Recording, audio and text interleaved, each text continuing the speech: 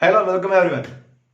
આ વિડિયોની અંદર આપણે એક નવું પ્રકરણ નંબર 9 કે જેનું નામ છે કિરણ પ્રકાશ શાસ્ત્ર અને પ્રકાશીય ઉપકરણો કે જેને ઇંગ્લિશમાં રે ઓપ્ટિક્સ એન્ડ ઓપ્ટિકલ ઇન્સ્ટ્રુમેન્ટ્સ કહેવાય છે એનો અભ્યાસ કરીશું.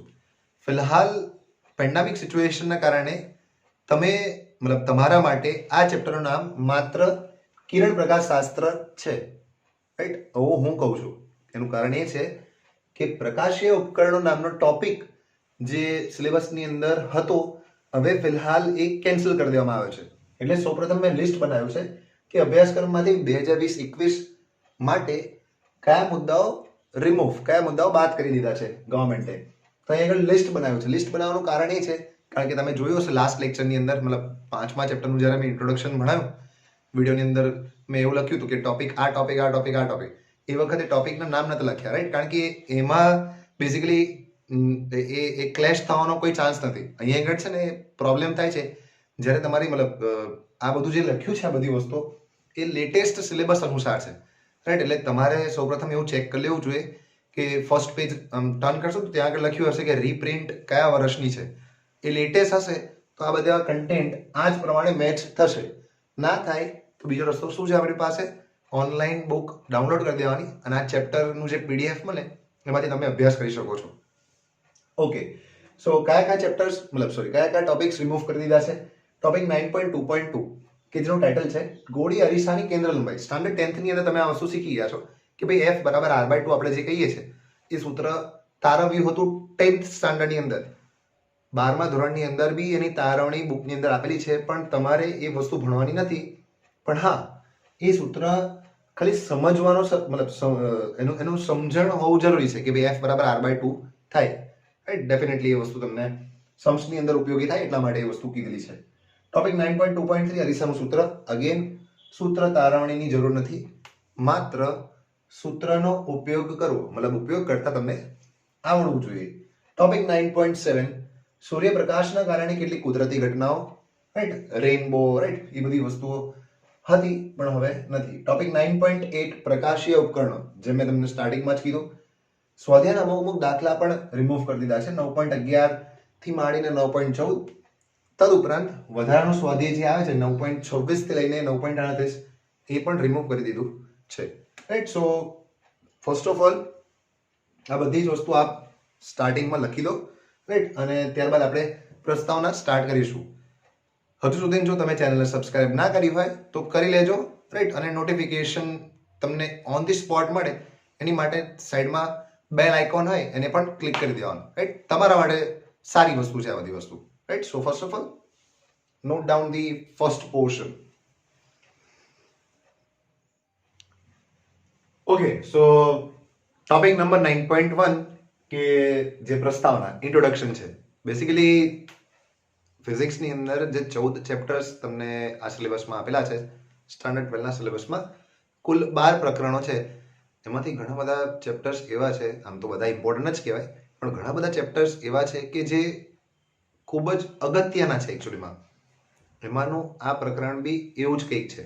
ચેપ્ટર નંબર 3 છે, ચેપ્ટર નંબર 9 છે, ચેપ્ટર નંબર 10 છે, રાઈટ? કિરણ પ્રકાશ શાસ્ત્ર, તરંગ પ્રકાશ શાસ્ત્ર આપણે જે શીખી ગયા, પ્રવાહ વિદ્યુત શીખી ગયા. આ બધા ચેપ્ટર્સ એવા છે જે કોર ચેપ્ટર્સ કહેવામાં આવે છે, જેની અંદર સ્ટુડન્ટ્સ માટે કોન્સેપ્ટ શીખવો આવશ્યક છે. જેનો કોન્સેપ્ટ પાવરફુલ હશે આ બધા અલગ અલગ ચેપ્ટર્સની અંદર, તે ડેફિનેટલી સારું કરી શકશે. સો પ્રસ્તાવનાની અંદર મેં અહીં આગળ એક સાઈડમાં લખેલું છે કે પ્રકાશ શાસ્ત્ર, રાઈટ? પ્રકાશના રિલેટેડ અમુક ઇમ્પોર્ટન્ટ પોઈન્ટ્સ, અગત્યના મુદ્દાઓ, કિરણ એટલે શું અને કિરણ જૂથ, આ બધી વસ્તુ તો ભણાવવાની છે, રાઈટ? આ બધી વસ્તુ તો અંદર ટેક્સ્ટ બુકની અંદર આપેલી જ છે, પણ બીજી અમુક વસ્તુ વધારે બી જાણવા લાયક છે. શું તો કે કદાચ તમે આની ઇન્ફોર્મેશન ડેફિનેટલી તમને આ કોન્સેપ્ટ ક્લિયર હોવો જોઈએ, બીકોઝ આ વસ્તુ 11મા ધોરણની અંદર તમને સમજાવવામાં આવે, પરંતુ ફટાફટ એ વસ્તુ હું રિવાઇઝ કરી દઉં છું, right? Just in 2 to 3 minutes સમજો. કઈ વસ્તુ તમને ક્લિયર હોવી જોઈએ. એક બેઝિક વસ્તુ એવી છે કે ભાઈ તરંગ એટલે શું? ભાઈ તરંગ તો તમને ડેફિનેટલી ખ્યાલ હોય જ કે ભાઈ આવું કશું હોય સર એને તરંગ કહેવામાં આવે. માનો તમને એવું કહું કે તરંગ ઝડપ, માનો કે આ શૂન્ય અવકાશની વાતો કરી રહ્યા છે આપણે. ફિલહાલ આપણે શૂન્ય અવકાશની અંદર જે તરંગ પ્રસરી રહી છે એવું માન લો કે કોઈ તરંગ છે કે જેનું માધ્યમ શૂન્ય અવકાશ છે, એની અંદર તરંગ પ્રસરી રહી છે, એમાં તમને તરંગ પ્રસરણની ઝડપ મતલબ તરંગ ઝડપ આપેલી છે. માની લો કે ભાઈ ડેફિનેટલી તમને ખબર જ હોય તરંગ પ્રસરણની ઝડપ શૂન્ય અવકાશમાં c એટલે કે 3 × 10⁸ મીટર પ્રતિ સેકન્ડ હોય છે. આપ સારી રીતે જાણો છો. તો સૌથી પહેલો પ્રશ્ન, રાઈટ, જ્યારે પ્રશ્ન પૂછું, પ્રશ્ન સાંભળીને તમારે એ વિડીયો પોઝ કરી દેવાનો અને શાંતિથી મગજમાં વિચારવાનું ભાઈ આનો આન્સર શું આવી શકે તેમ છે. પહેલો પ્રશ્ન એવો છે કે ભાઈ તમને એવું કહેવામાં આવે કે ભાઈ તરંગ પ્રસરણ તરંગ ઝડપ c બરાબર 3 × 10⁸ મીટર પ્રતિ સેકન્ડ છે, તો આની અંદર પ્રસરે છે શું, રાઈટ, આગળ શું વધી રહ્યું છે, આ મારો પહેલો પ્રશ્ન છે. રાઈટ, વિડીયો પોઝ કરો, વિચારો અને પછી ટ્રાય કરો આન્સર આપવાનો. રાઈટ, શાંતિથી હવે પ્લે કરવાનું ભાઈ. ઓકે, સો બેઝિકલી એવી આશા રાખું છું કે તમે એવું બોલ્યા હશો મનમાં કે તરંગ પ્રસરણની અંદર જે વસ્તુ પ્રસરે છે એ ઉર્જા છે. બેઝિકલી પેલું આપણે કહીએ ને કે દોરડું હોય અને એમાં મેં આમ મતલબ દોરડું એક જગ્યાએ ફિટ બાંધી દીધું અને આ સાઈડથી હું એને ઉર્જા આપું અને આમ તરંગ જનરેટ કરું, મતલબ તરંગ ઉત્પન્ન કરવાનો પ્રયત્ન કરું, તો આપણે ખબર છે કે આમ કે આમ એને ડિસ્ટર્બન્સ આપણે કહીએ ને કે વિક્ષોભ આપવો પડે આપણે, નો ડાઉટ. તો આપણે જે આપીએ છીએ એ તમે કદાચ અમુક સ્ટુડન્ટ છે કદાચ, રાઈટ, હું તો એવું જ આશા રાખું છું કે એવું ના વિચાર્યું હોય, તો કદાચ એવું વિચાર્યું હોય કદાચ કે ભાઈ જે આ ઉર્જા આપી છે એ મતલબ આ જે ઝડપ આપી છે સોરી એ કણની ઝડપ છે. So basically that's wrong actually.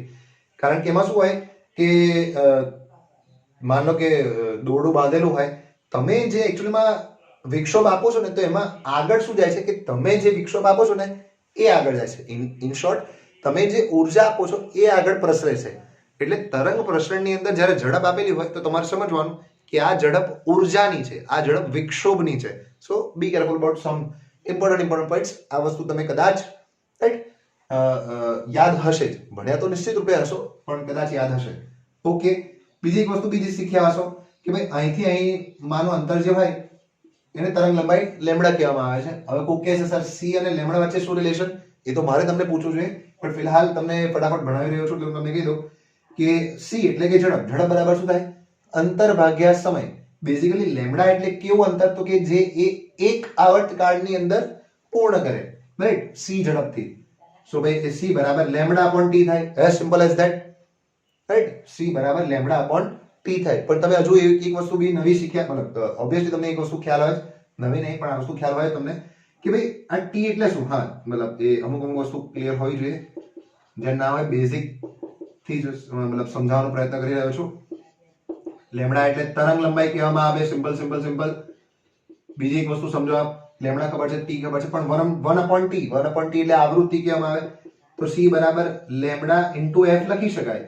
કેમ એવું લખાય, કારણ કે f બરાબર 1/t થાય. કોઈ પૂછે સર આ f શું છે, તો ડેફિનેટલી તમારા દિમાગમાં આ વસ્તુ ક્લિયર હોવી જોઈએ, ભાઈ f એટલે આવૃત્તિ કહેવામાં આવે છે. એટલે c બરાબર લેમ્ડા f થાય. આટલી ક્લેરિટી તમને હોવી જોઈએ. હા, તો ભાઈ આટલું વસ્તુ આવશ્યક છે. અગેન ફટાફટ કહીશ કે આટલી વસ્તુ લખી દો જલ્દી, પછી આપણે આગળ વધીએ ભાઈ ફાસ્ટ. ઓકે, નેક્સ્ટ વસ્તુ શું જરૂરી છે કે માન લો કે ભાઈ આ માધ્યમને મતલબ બે અલગ અલગ માધ્યમ છે આપણી પાસે. માન લો કે આ માધ્યમ એક છે અને આ કોઈ માધ્યમ બીજું છે, અને અહીંયા આગળ માન લો કે ભાઈ કોઈ એક તરંગને આપણે આપાત કરીએ છીએ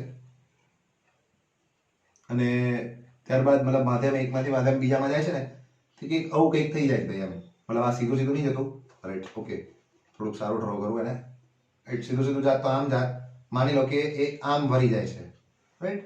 મારો સિમ્પલ પ્રશ્ન એ છે કે માની લો કે ભાઈ આ માધ્યમની અંદર એની ઝડપ v1, એની આવૃત્તિ f1 અને તેની તરંગ લંબાઈ λ1 હોય, તો એ ત્રણ વસ્તુ અહીંયા આગળ શું બની જાય. અગેન તમારે જાતે વિચારવાનું. મતલબ મારો પ્રશ્ન એવો છે કે આ ત્રણ વસ્તુઓમાંથી મતલબ આ ત્રણ રાશિઓમાંથી કઈ એવી રાશિ છે કે જે નહીં બદલાય, રાઈટ. અગેન વિડીયો પોઝ કરવાનો, વિચારવાનો અને ફરીથી વિચારી લો પછી ફરીથી પ્લે કરવાનો, રાઈટ.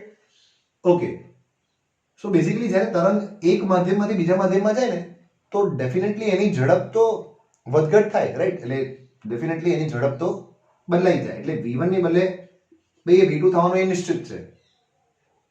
ઇનફેક્ટ એની તરંગ લંબાઈ પણ બદલાઈ જાય. એટલે કે λ1 માધ્યમ 1 માં λ1 હતી તો માધ્યમ 2 ની અંદર λ2 તરંગ લંબાઈ થઈ જશે. પરંતુ એવું યાદ રાખવાનું હંમેશા કે જ્યારે એક માધ્યમમાંથી બીજા માધ્યમમાં જાય, તરંગ જ્યારે એક માધ્યમમાંથી બીજા માધ્યમમાં જાય ત્યારે કદાપી એની આવૃત્તિ બદલાય નહીં. એટલે આવૃત્તિ એની જેટલી હતી એટલીની એટલી જ રહે.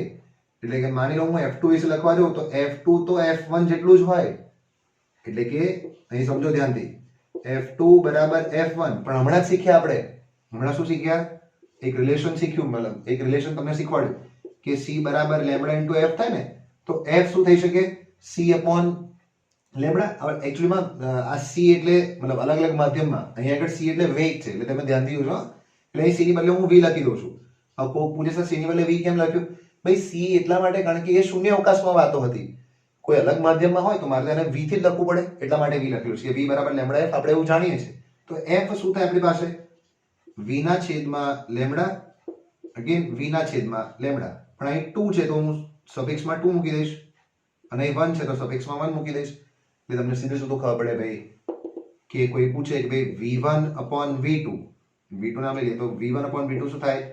λ1 upon λ2 થાય. આ બી વસ્તુ તમને ક્લિયર હોવી જોઈએ. અહીંથી શું શીખ્યા કે જ્યારે તરંગ એક માધ્યમમાંથી બીજા માધ્યમમાં જાય ત્યારે તેની આવૃત્તિ બદલાય નહીં. એના આધારે કોમ્પિટિટિવ એક્ઝામ્સની અંદર ઘણા બધા પ્રશ્નો પૂછાયેલા છે, રાઈટ? કદાચ તમે મારા હેઠળ જ ભણ્યા હશો તો મેં તમને કીધું હશે કે એમ્સમાં એક પ્રશ્ન પૂછાયો હતો. કેવો પ્રશ્ન?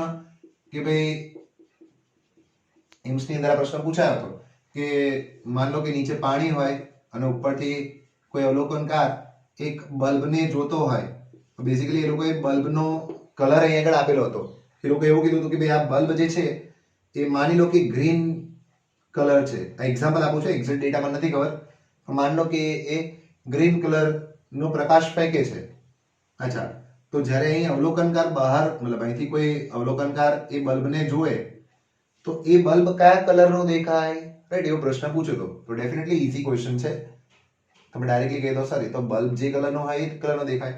હા, આન્સર ગ્રીન જ આવે, મતલબ જે કલરનો એ જ કલરનો દેખાય.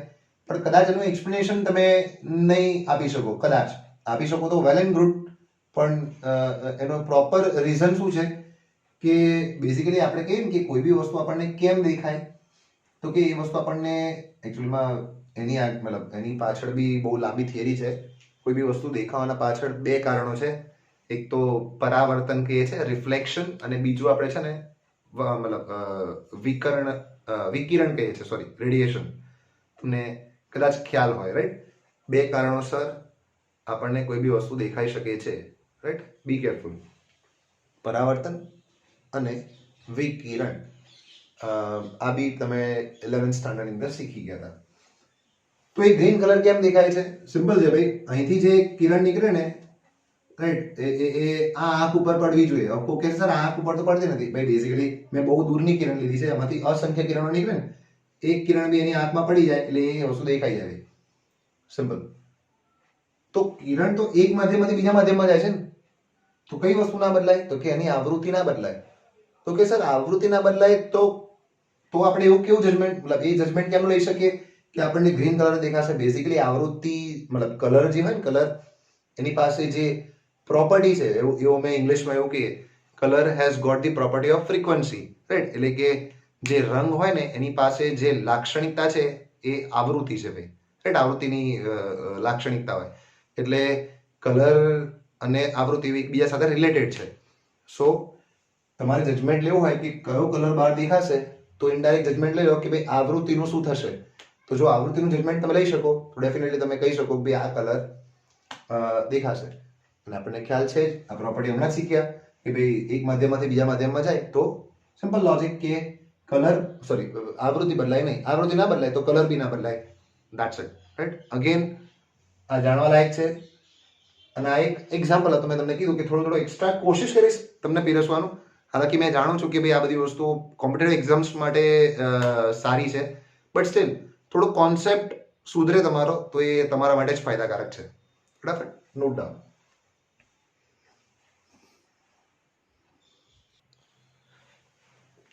ઓકે, સો હવે આપણે ચેપ્ટરના નામ તરફ આગળ વધીશું. રાઈટ, તમે કહેશો કે સારે મતલબ 15 મિનિટ 10-15 મિનિટ વેસ્ટ કરી દીધી.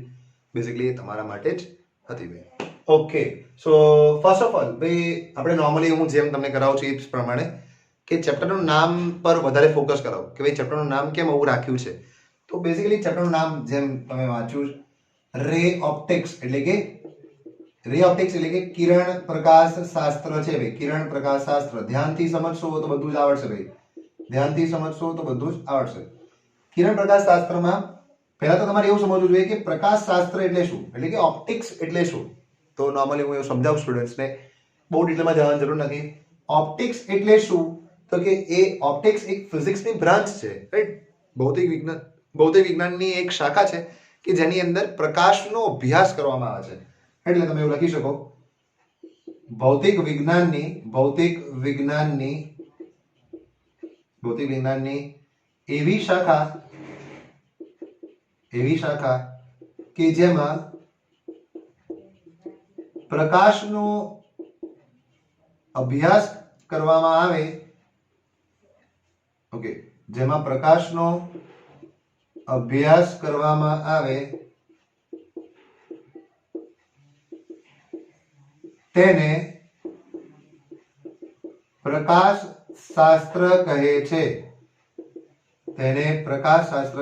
સિમ્પલ છે ભાઈ, આની અંદર કઈ વિશેષ છે નહીં, રાઈટ. એવી એક શાખા છે ભાઈ જેમાં પ્રકાશનો અભ્યાસ કરવામાં આવે. તો ભાઈ ઇમિડિયેટ ક્વેશ્ચન હોય સ્ટુડન્ટનો કે ભાઈ સર તો પછી આ પ્રકાશ એટલે શું, રાઈટ. એ જ વસ્તુ મેં લખેલી છે, સિક્વન્સ વાઇઝ છે, બધું કવર થઈ જવા આવશે, મતલબ બધું કવર કરી દઈશ. Don't worry about that thing actually. તો પ્રકાશ એટલે શું બેઝિકલી, તો ભાઈ પ્રકાશ એટલે કે ઇંગ્લિશમાં જેને લાઇટ કહેવામાં આવે. તમને છે ને મેં ચેપ્ટર નંબર 8 ની અંદર પ્રકરણ નંબર 8 વિદ્યુત ચુંબકીય તરંગો એની અંદર આખો એક સ્પેક્ટ્રમ વર્ણપટ સમજાયો હતો સમગ્રપણે. તમને યાદ હશે કે મેં આવું શોર્ટમાં લખ્યું હતું કે ભાઈ પહેલા રેડિયો વેવ્સ આવે, રાઈટ. રેડિયો को डालो माइक्रोवेव में तो શું થઈ જાય, ગરમ થઈ જાય. એટલે રેડિયો વેવ્સ, માઇક્રોવેવ્સ, ઇન્ફ્રારેડ. ત્યારબાદ તમને પેલું વિઝિબલ શીખવાડ્યું, દ્રશ્ય, રાઈટ. આપણે વિઝિબલ એટલે વિબગ્યોર, સોરી, જાની વાલી કિનારા કહીએ ને, વિઝિબલ નો વી થી સ્ટાર્ટ કરવાનું એટલે કે વિબગ્યોર, રાઈટ. ત્યારબાદ અલ્ટ્રાવાયોલેટ રેઝ, મતલબ અલ્ટ્રાવાયોલેટ કિરણો આવે. ત્યારબાદ ક્ષ કિરણો, એક્સરેઝ આવે. આ બધી વસ્તુ કીધેલી છે તમને લોકોને, હા, કન્ફ્યુઝન નહીં હોય એવું માનું છું. સૌપ્રથમ તમારે પ્રકાશ શાસ્ત્ર એટલે શું તો કે આ વ્યાખ્યા લખી દેવાની. હા, તો તમને એક્સ્ટ્રા એક્સપ્લેનેશન આપું છું. તો બેઝિકલી લાઇટ એટલે કે પ્રકાશ એટલે શું, તો કે પ્રકાશ એટલે એવી વસ્તુ કે જે આપણને દેખાય. હવે કોક પૂછે સર મતલબ પ્રકાશ એટલે કે એક પ્રકારનું તરંગ સ્વરૂપ જ છે, મતલબ એક પ્રકારની તરંગો જ છે. તો કોઈ કે સર તરંગો તો આપણી પાસે ઘણી બધી છે, પરંતુ મતલબ એવું કહી શકાય પ્રિસાઇઝલી અમે નોર્મલી એવું કહીએ કે લાઇટ એટલે શું, તો કે વિદ્યુત ચુંબકીય વર્ણપટ છે. સમગ્ર વિદ્યુત ચુંબકીય વર્ણપટ કે જેની અંદર ઘણી બધી તરંગો આવે, એ સમગ્ર વિદ્યુત ચુંબકીય વર્ણપટમાંથી વિદ્યુત ચુંબકીય વર્ણપટનો જે ભાગ તમને દેખાતો હોય, કયો ભાગ દેખાય છે આપણે બધું સારી રીતે જાણીએ છીએ બધા આપણે કે ભાઈ એ દ્રશ્ય વિસ્તાર છે, રાઈટ. વિઝિબલ રીજન જેને કહીએ છીએ એ જ આપણને દેખાય ભાઈ, એને જ લાઇટ કહેવામાં આવે. આને જ લાઇટ કહીએ છીએ, કારણ કે લાઇટ છે ને પ્રકાશ એક વિદ્યુત ચુંબકીય તરંગો છે. પ્રકાશ એ વિદ્યુત ચુંબકીય તરંગો છે. તો વિદ્યુત ચુંબકીય તરંગોમાં તો ઘણી બધી તરંગો આવે, પણ કે મતલબ એ વિદ્યુત ચુંબકીય તરંગો છે, મતલબ એનો એક પ્રકાર છે એવું કહી શકો. કેવો પ્રકાર કે જે આપણે મતલબ આપણને કુદરતે એવી શક્તિ આપી છે કે ભાઈ આપણે આટલો જ ભાગ જોઈ શકીએ તેમ છે, રાઈટ. હવે એના ઘણા બધા એક્ઝામ્પલ્સ છે. મેં તમને જ્યારે આ વસ્તુ સમજાવતો હોય છે ત્યારે કીધું હતું કે ભાઈ તમે ક્યારે એવું ના કહી શકો કે ભાઈ તમને એક્સ રેસ દેખાય છે. બેઝિકલી એક્સ રેસ દેખાય જ નહીં. એનું કારણ એ છે કે એની ઉર્જા છે ને બહુ જ વધારે પડતી હોય, રાઈટ. એની ઉર્જા બહુ વધારે પડતી હોય એટલે ક્યારે તમારી પર પડે, ક્યારે તમારાથી પાર નીકળી જાય, આર પાર તમને કશું ખ્યાલ આવે નહીં. હા, નો ડાઉટ એક્સરે થી પાડેલો ફોટો તમે એનાલિસિસ કરી શકો છો, મતલબ ડોક્ટર એનાલિસિસ કરીને તમને કે ભાઈ આ જગ્યાએ હાડકું, રાઈટ, તૂટ્યું છે કે મતલબ ફ્રેક્ચર જાણવું હોય તો એ રીતે જાણી શકો છો. બટ યુ કાન્ટ એવર સે કે ભાઈ તમે એક્સરે જોઈ શકો છો, રાઈટ. એટલે આ બધી વસ્તુઓ મતલબ નાની નાની વસ્તુઓ છે જે તમે સારી રીતે જાણતા હશો. એટલે કે પ્રકાશ એટલે શું તો કે એની વ્યાખ્યા બી તમે લખી શકો છો. હું બોલું છું તમે લખી દેજો. પ્રકાશ એ વિદ્યુત ચુંબકીય વર્ણપટનો એવો વિસ્તાર છે કે જે મનુષ્યની આંખો જોઈ શકે છે, રાઈટ. એટલે પ્રકાશ વિદ્યુત ચુંબકીય વર્ણપટનો એવો વિભાગ કાં તો એવો વિસ્તાર છે કે જેને મનુષ્યની આંખો જોઈ શકે છે, કે જેના પ્રત્યે મનુષ્યની આંખો સંવેદનશીલ છે, રાઈટ? સેન્સિટિવ જે વિસ્તાર પર હોય એ જ વાત. કોઈ કદાચ એવો પ્રશ્ન પૂછે કે સર આપણને, ચલો માની લઈએ કે આ આપણને યુવી રેસ કે એક્સ રેસ કે ગામા રેસ એટલા માટે નહીં દેખાતી કે જેની કારણ કે એમની ઉર્જા બહુ વધી હોય છે. તો આપણને રેડિયો વેવ્સ, માઇક્રોવેવ્સ, ઇન્ફ્રારેડ બી કેમ નહીં દેખાતી? ડેફિનેટ સિમ્પલ આન્સર, કારણ કે એમની ઉર્જા બહુ ઓછી હોય, એ એટલા માટે આપણને દેખાઈ શકે નહીં. એટલે આના બહુ કારણો છે. તમને એવું બી ખબર હશે કે આ વિઝિબલ રીજન, તો કોઈ પૂછે સર આપણને કેટલો વિસ્તાર જોઈ શકાય, મતલબ આપણે જોઈ શકીએ છીએ, નિહાળી શકીએ છીએ. ભાઈ કુદરતે આપણને જે ક્ષમતા આપી છે એની તરંગ લંબાઈનો વિસ્તાર મેં પ્રકરણ 8 ની અંદર ડિટેલમાં મેન્શન કરેલું છે કે ભાઈ દ્રશ્ય વિસ્તાર કેટલો છે, રાઈટ? હવે અમુક અલગ અલગ ચેપ્ટર્સ ની અંદર અલગ અલગ આવે. દાખલા તરીકે અમુકમાં તમે એવું શીખ્યા હશો 400 નેનોમીટર થી લઈને 750 નેનોમીટર, અમુકમાં એવું શીખ્યા હશો 400 નેનોમીટર થી લઈને 700 નેનોમીટર, અમુકમાં કદાચ એવું કીધું હોય 400 નેનોમીટર થી લઈને 800 નેનોમીટર. હું ફેક્ટ બોલું છું, આ અલગ અલગ બુક્સમાં અલગ અલગ વસ્તુ લખેલી હોય છે. ફિલહાલ આ ચેપ્ટરની અંદર આપણી બુકની અંદર 400 નેનોમીટર થી લઈને 750 નેનોમીટર લખેલી છે. આપણે એને જ ફોલો કરીશું. બી વેરી પંક્ચ્યુઅલ ભાઈ. આ બધી વસ્તુઓ વિશે તમારે થોડુંક ધ્યાન રાખવાનું, રાઈટ? ફરી એકવાર ફટાફટ રિપીટ કરી લઉં છું. પ્રકાશશાસ્ત્ર એટલે શું? ભૌતિક વિજ્ઞાનની એવી શાખા કે જેની અંદર પ્રકાશનો અભ્યાસ કરવામાં આવે છે. પ્રકાશ એટલે શું? તો કે વિદ્યુત ચુંબકીય વર્ણ, મતલબ પ્રકાશ એક વિદ્યુત ચુંબકીય તરંગ છે. એ વિદ્યુત ચુંબકીય તરંગો, મતલબ વિદ્યુત ચુંબકીય તરંગનો વર્ણપટ જે હોય છે એમાંનો એવો વિસ્તાર છે કે જેના પ્રત્યે મનુષ્યની આંખો સંવેદનશીલ છે. That's it. એનો વિસ્તાર શું છે? તો કે એની તરંગ લંબાઈ 400 નેનોમીટર થી માંડીને 750 નેનોમીટર છે. ફટાફટ લખી દો જલ્દી. ઓકે, સો હવે નેક્સ્ટ થિંગ, અહીં લખેલું છે કે પ્રકાશ વિશેના અગત્યના મુદ્દાઓ. બેઝિકલી પ્રકાશના અમુક મુદ્દાઓ તમને ક્લિયર હોવો જોઈએ. લાઇટ વિશે અમુક ફેક્ટ છે બે આ વસ્તુઓ, કે તમે આમ સ્વિચ પાડો ફટાક દઈને લાઇટ સ્લો થઈ જાય, રાઈટ? હવે તો એલઈડી આવી ગઈ. પહેલા તો શું હતું કે ઝબક ઝબક ઝબક ઝબક પછી ઝબકે, મતલબ પછી લાઇટ થાય. હવે તો ફટાક દઈને, રાઈટ, તમે લાઇટ જોઈ શકો છો. ઇનફેક્ટ સોરી, તો એનું કારણ શું? તો બેઝિકલી આપણે જાણીએ છીએ કે બેઝિકલી જે તરંગની ઝડપ છે ને, મતલબ પ્રકાશની ઝડપ, એ ખૂબ જ ઝડપી છે. મતલબ એવું કહી શકીએ કે પ્રકાશ ખૂબ જ ઝડપથી ગતિ કરે છે, રાઈટ? એટલે એનો પહેલો અગત્યનો મુદ્દો શું છે? પ્રકાશ. બેઝિકલી શૂન્ય અવકાશમાં આપણે વધારે આપણે જે રેફરન્સ લઈએ છીએ ને, રાઈટ, સંદર્ભથી વાત કરીએ બેઝિકલી, તો આપણે એવું લખી શકીએ કે પ્રકાશ શૂન્ય અવકાશમાં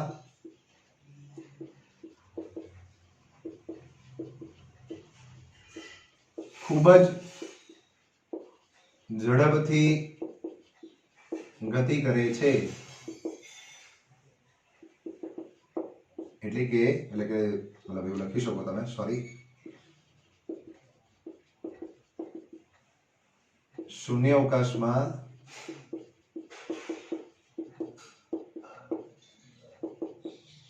પ્રકાશની ઝડપ c બરાબર 3 × 10⁸ મીટર પ્રતિ સેકન્ડ છે. ધ્યાન રાખવું, તમને ખ્યાલ હોય જ, ડેફિનેટલી ખ્યાલ હોય. બીજો અગત્યનો મુદ્દો શું છે જે તમારે જાણવાનો છે, મતલબ જાણવા લાયક છે? આ બધી વસ્તુ ભાઈ પ્રસ્તાવના શીખવાની કેમ? કારણ કે એ ફાઉન્ડેશન છે ભાઈ, રાઈટ? એ ક્લિયર હશે તો જ તમે આગળ સારું કરી શકશો. એવું નહીં વિચારવાનું કે ભાઈ આમાં આટલો ટાઈમ વેસ્ટ થયો. એ વેસ્ટ નથી થયો, ઇન્વેસ્ટ થયો છે.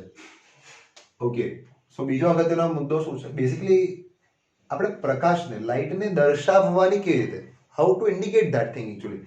તો તમને સામાન્ય એક્ઝામ્પલ આપી દઉં. તમને ખબર છે કે ભાઈ માન લો કે બલ્બ લઈએ તો બલ્બમાંથી તરંગ નીકળે, મતલબ કે વિદ્યુત ચુંબકીય તરંગ નીકળે. એટલે આ નીકળી, મતલબ દરેક દિશામાં તરંગો નીકળવાની. એટલે માન લો આવી રીતે તરંગો નીકળે છે, પણ શું આપણે એને આ રીતે દર્શાવીએ છીએ? ના, આપણે એને સીધી રીતે, મતલબ સિમ્પલ ટેકનિક છે જે લોકોએ મતલબ મેન્શન કરેલી છે, જે વાપરવામાં આવે છે બેઝિકલી. એ કઈ ટેકનિક છે? તો કે વચ્ચે જે હોય એ ઉદ્ગમ હોય અને એમાંથી જે તરંગો નીકળે એને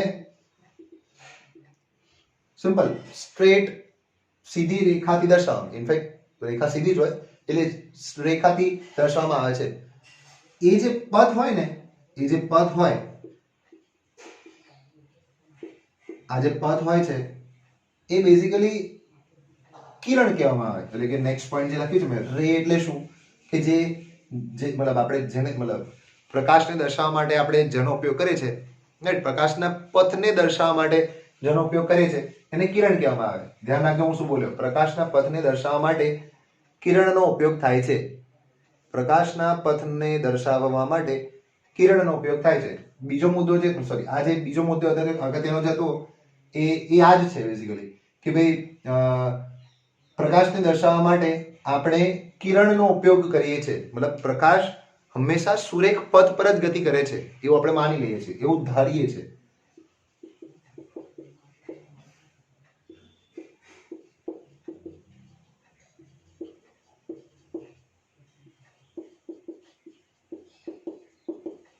પ્રકાશ સુરેખ પથ પર જ ગતિ કરે છે. Simple. Light always travels in a straight line. કોક કે સર આવું સ્ટ્રેટ લાઇન પર કેમ ટ્રાવેલ કરે? ભાઈ એ ભલે વેવ નેચર હોય, ભલે એક તરંગ સ્વરૂપ હોય, તો સર આમ ના હોય. ભાઈ એ એટલી ફાસ્ટ જાય કે તમને ખાલી લીસોડો દેખાય, વેરી ફાસ્ટ. એટલે આપણે એવું મતલબ આપણે એવું ધારી લીધું છે, આપણે એવું માની લીધું છે કે ભાઈ એ સુરેખ પથ પર જ ગતિ કરે છે. અને આ સુરેખ પથ પર ગતિને દર્શાવવા માટે આપણે જે વાપરીએ છીએ એને કિરણ કહેવામાં આવે છે. અને બહુ બધી કિરણોને ભેગી કરી દઈએ, મતલબ કિરણોના જૂથને, એટલે કે મતલબ કિરણ જૂથ આપણે કહીએ કે બહુ બધી કિરણોને ભેગી કરી દઈએ એને બીમ કહેવામાં આવે. મતલબ કિરણ જૂથ. એ સિમ્પલ. આ વસ્તુ સમજાવવા લાયક નથી ભાઈ. આશા રાખું છું કે તમે સમજી ગયા કે પ્રકાશના રિલેટેડ અગત્યના મુદ્દાઓ કયા હતા. બહુ ફાસ્ટ ટ્રાવેલ કરે છે, સીધી રેખામાં ટ્રાવેલ કરે છે, સીધી રેખાને દર્શાવવા માટે આપણે કિરણનો ઉપયોગ કરીએ છીએ, બહુ બધી કિરણોને ભેગી કરીએ એટલે કે આને કિરણ જૂથ કહેવામાં આવે છે. આ બધી વસ્તુ લખેલી હોવી જોઈએ. Be careful. લખશો તો જ તમને મતલબ ચલો કદાચ સમજણ તો પડી હશે ઓન ધી સ્પોટ, મતલબ વિડીયો તમે જોયો હશે, સમજ્યો હશે, એટલે પણ યાદ નહીં રહે. એટલે યાદ રહેવા માટે નોટ્સ રિફર કરવી પડે, રાઈટ. સો આ બધા રસ્તાઓ છે, સો બેટર છે ફટાફટ નોટ કરી લો ભાઈ, એઝ યુઝ્યુઅલ.